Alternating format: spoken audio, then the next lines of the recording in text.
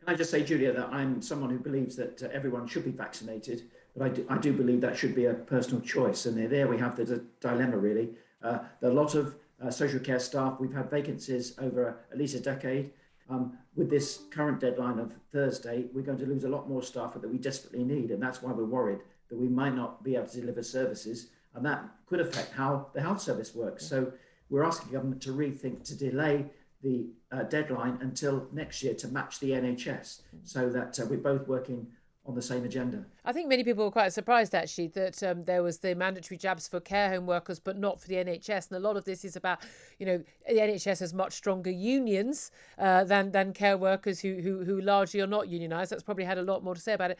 Look, there's no doubt at all that people who are working with the most vulnerable, whether people who are elderly, vulnerable, lots of other medical conditions, it seemed to me, and I'm someone who's very much opposed to mandatory jabs, that it would be the responsible thing to do to be double jabbed at this point. And we know the jabs work. I know there is a small risk from the jabs, but there is a much higher risk for the vast majority of the population from not being jabbed.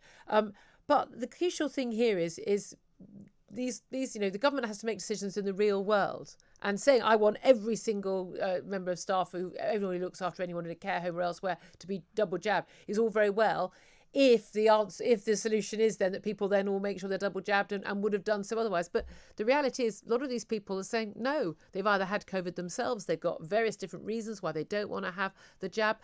Frankly, that's kind of up to them, isn't it? And if they are able to go off and get the same similar job in the NHS where they don't have to be double jabbed, that doesn't solve the actual problem of these people coming into contact with vulnerable people, and it makes more of a crisis for the care home system.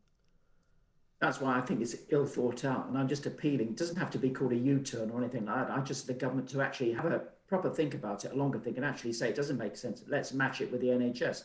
Yes, as I said just now, people should be double jabbed, but it should be a personal choice. The issue, of course, is the policy is that care staff still have some exemptions, but visitors to care homes, residents in care homes, designated carers still do not have to be jabbed. So it's a policy that's got a few holes in it, basically. So, and of course, not having having the double jab doesn't mean to say that you can't pass the virus on. And that is the crucial thing, isn't it? When it was the case that we thought early on, not just before jabs faded, but before we had the Delta variant, there was some really good evidence that the jabs had been tested to see whether they could save us from getting seriously ill and dying. And they absolutely work on that front. But then there was this added bonus that appeared to stop an awful lot of infections, and it was thought that was going to be absolutely crucial. But with the Delta variant, they definitely reduce your chance of getting COVID. They reduce your chance of passing it on, but not to such a small amount that people being double jabbed would solve the problem. Quite. And I just might make this point again to the government: is there is a risk of not having enough staff to deliver services, safe services as well. So you have to balance that out. Yeah. My take on this is actually the risk is greater, and therefore let's wait until after the winter. If the Secretary of State says that the health service needs a break because it's a tough winter, why is he not applying the same rule to us? Because we have to work with the health service. So it's tough for them, it's tough for us. It just doesn't make sense to me. And we know that there is an immediate knock-on effect for the NHS of care home staff disappearing from care. I mean, we know that. So care home staff are desperately in need as it is. It's not very particularly well-paid work. It's rewarding personally, but not rewarding financially for a lot of people, and long hours and the like. And we know that when care homes don't have enough staff, they can't take more patients from the NHS. We then have elderly patients in particular who've had medical treatment. They can't go to a care home. They can't be discharged to a care home because they haven't got the staff to look after them. They sit in beds. They become that awful term, bed blockers.